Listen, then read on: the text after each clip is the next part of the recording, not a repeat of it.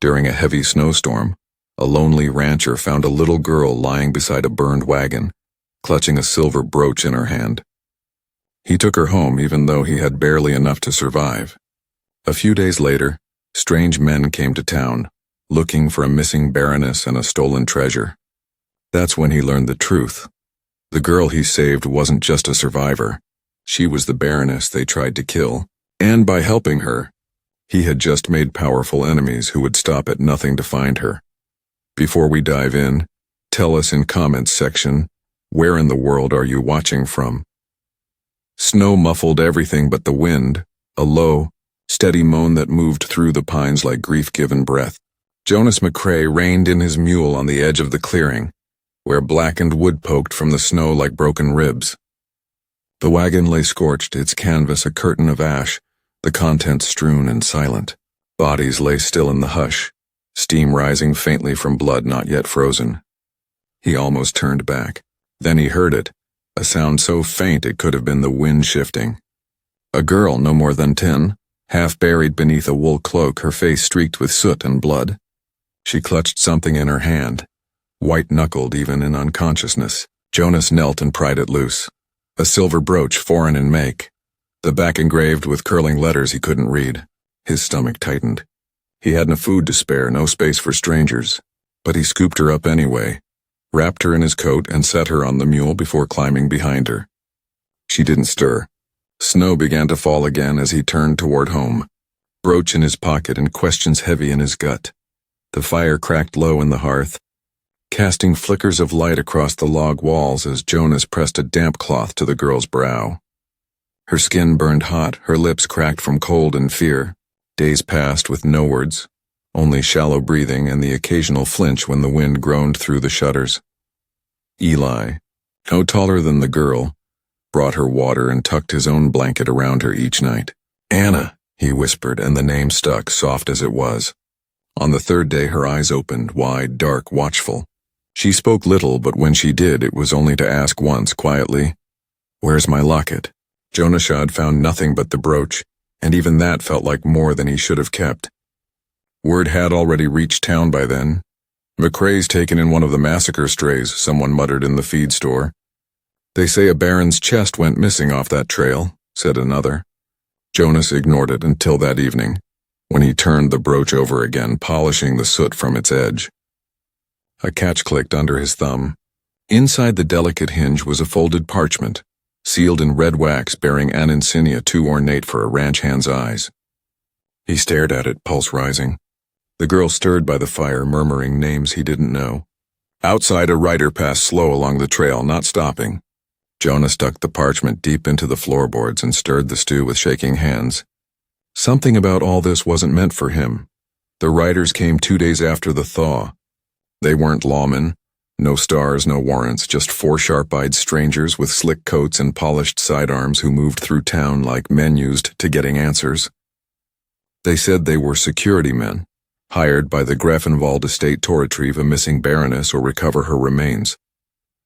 Their leader, a lean man with an English accent and ice-blue eyes, made it clear, someone out here had her.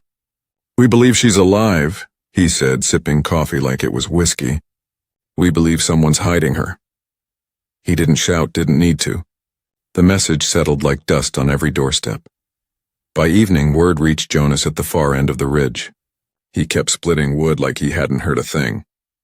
But that night he bolted the door, loaded the Sharps rifle he hadn't fired since the war, and sat long after the fire burned low. Anna watched him from the shadows, silent as ever, her eyes dark and far away. Eli had fallen asleep in the corner with a book folded against his chest. It happened fast. A crash in the barn, a scream, Eli's voice raw and terrified. Jonas tore through the door barefoot, rifle in hand. Lantern light swung wildly from a rafter. 2 men in coats had Eli down in the hay, one gripping his collar, the other rifling through feed sacks. "Where is she?" barked the taller one, yanking the boy up. The rifle boomed once and the beam above their heads exploded in splinters. The intruders fled into the night, crunching through snow in silence. Eli's face was streaked with blood and straw. Jonas pulled him close, rage and guilt boiling through him. Inside the cabin, Anna hadn't moved, but her eyes glistened with something too old for her years. "I'm not a maid," she said softly. I'm her. I'm the Baroness. Jonas stared, the rifle still trembling in his hands. He thought of the brooch, the parchment sealed in wax, the way her hands shook at night. They're not here to rescue me, she whispered. They're here to finish it. The ones who burned the wagon. They don't want witnesses. And outside, the wind had changed direction. The sky was the color of steel when Jonas saddled the mule. Snow had crusted over the trails, and the wind stung sharp enough to cut. Anna stood beside the fence post, her cloak stitched from spare wool, hands tucked tight under her arms. She didn't ask where they were going, just climbed up behind him silent, as if she'd known this ride was coming. They rode east through the pines, along a narrow trail that twisted toward the bluff above the river. Below, half buried in frost and time, sat the ruins of the old mission. It had burned years ago, but its bell still hung crooked above the arch, frozen in place. Jonas had passed it a dozen times and never cared. Now it felt like walking into a grave. This is where they met us, Anna said. The escort. My uncle said we'd rest here one night. But it wasn't bandits, Jonas. They knew our names. They knew where the deeds were. She knelt and brushed back snow from a patch of earth, revealing a stone marked faintly in German and a half-buried leather satchel. Inside, wrapped in oilcloth, was a parchment bearing the Greffenwald seal, a silver crest embossed with lions, pine boughs, and a stretch of land drawn in perfect ink lines. Jonas squinted at the survey map. The claim overlapped rail expansion zones, mining permits, and a route marked Southern Pacific East pending. They want this erased, he muttered. You, Anna nodded. There's no court out here that can stop them. Only paper and the right eyes to see it. Jonas looked out across the ridge, heart heavy. He could bury it, hide her, send her north and forget the whole damn thing. His own land was barely holding, and Eli was still bruised from the night men broke in. No one would blame him for laying low. You don't have to do this, she whispered. They'll come for you next. But he saw the truth in her. How she'd carried that seal through ash and fire, how she'd watched her whole world fell, and she still refused to bow. He had nothing left to bargain with but his name, and maybe that still meant something. He helped her into the saddle. They turned toward town. They rode into town just after midday, hooves crunching through thawed mud, courthouse spire rising above the rooftops like a steeple on Judgment Day. Jonas dismounted without a word, lifted Anna down carefully, and walked her up the steps. Her cloak was pulled tight against the wind, the silver brooch pinned at her collar like a badge. Inside, the courthouse buzzed with the low murmur of townsfolk, landowners, merchants, old ranchers who'd heard rumors and came to see them proved false or true. The judge sat high at his bench, spectacles perched low, ink-stained fingers steepled. Jonas stepped forward and laid the brooch and parchment on the table.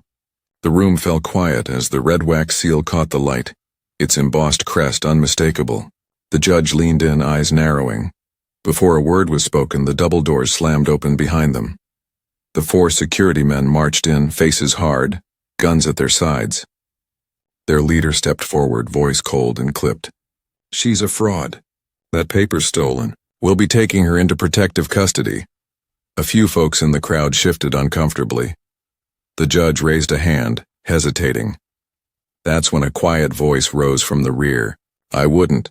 A tall, broad man in a dusted brown coat stepped forward, U.S. Marshal's star gleaming on his chest. He carried himself like a man who'd seen too many lies, too much blood. From his coat he pulled 4 folded documents and slapped them on the bench beside the brooch. Warrants, he said plainly, all 4 of them. Fraud, conspiracy, attempted murder. Signed by Judge Halbrook of Tucson. These boys aren't here to protect anyone. They're here to bury her, gasps echoed.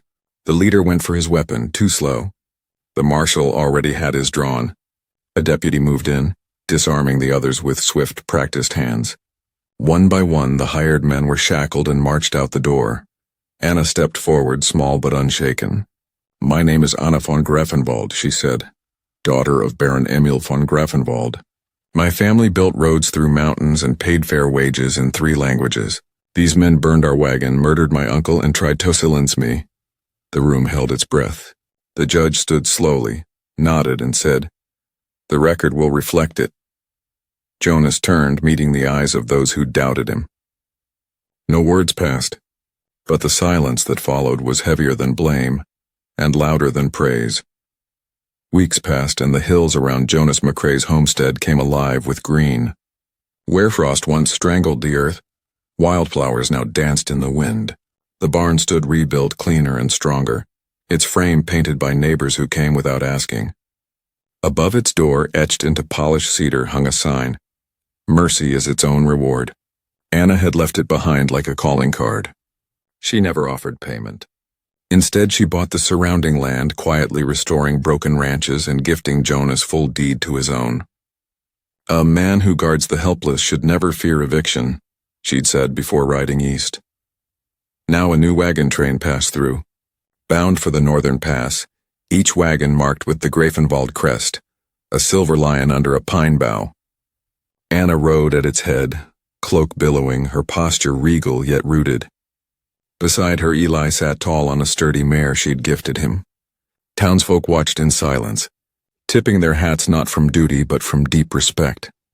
Jonas stood by the rail fence, hand on his chest, eyes damp with something more than memory. One act of mercy had reshaped a corner of the West,